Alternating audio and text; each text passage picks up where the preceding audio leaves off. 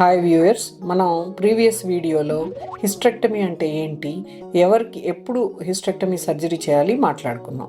ఒకవేళ మీరు కనుక ఇంతకుముందు ఆ వీడియో చూడకపోతే ఒకసారి ఆ వీడియో చూడండి. ఇప్పుడు మనం రూట్స్ ఆఫ్ హిస్టెక్టమీ గురించి మాట్లాడుకుందాం.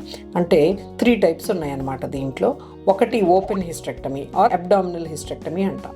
ఇక్కడ కోతతో ఆపరేషన్ చేస్తాం. దీంట్లో మొత్తం ట్యూబ్స్, ఓవరీస్ తీసివేయచ్చు అన్నమాట. రెండో మెథడ్ ల్యాప్ హిస్టెక్టమీ అంటాం, లాప్రోస్కోపిక్ హిస్టెక్టమీ. ఈ లాప్రోస్కోపిక్ హిస్టెక్టమీ అంటే కీ హోల్ సర్జరీ. చిన్న చిన్న హోల్స్ ద్వారా ఇంత కట్టింగ్ లేకుండా సర్జరీ అయిపోతుంది. దీంట్లో కూడా ఏ పార్ట్ మిగలకుండా మొత్తం తీసేయవచ్చు అనమాట. మూడోది వెజైనల్ హిస్టెక్టమీ అంటారు. వెజైనల్ హిస్టెక్టమీ అంటే కొంతమందికి గర్భసంచి కొంచెం కిందకు ఉంటుంది, దాన్ని ప్రొలాప్స్ జారుతుంది అనమాట, ప్రొలాప్స్ యూట్రస్ అంటాం. ఇలాంటి కండిషన్లో వెజైనల్ రూట్ ద్వారా గర్భసంచిని తీసేయవచ్చు అనమాట. ఒకవేళ పేషెంట్కి హిస్టెక్టమీ కంపల్సరీగా చేయాల్సిన అవసరం ఉంది అని గనక డాక్టర్ గారు చెప్తే ఏ మెథడ్ బెటరో కూడా వాళ్ళే సజెస్ట్ చేస్తారు.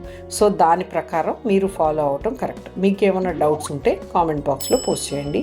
Will be happy to answer.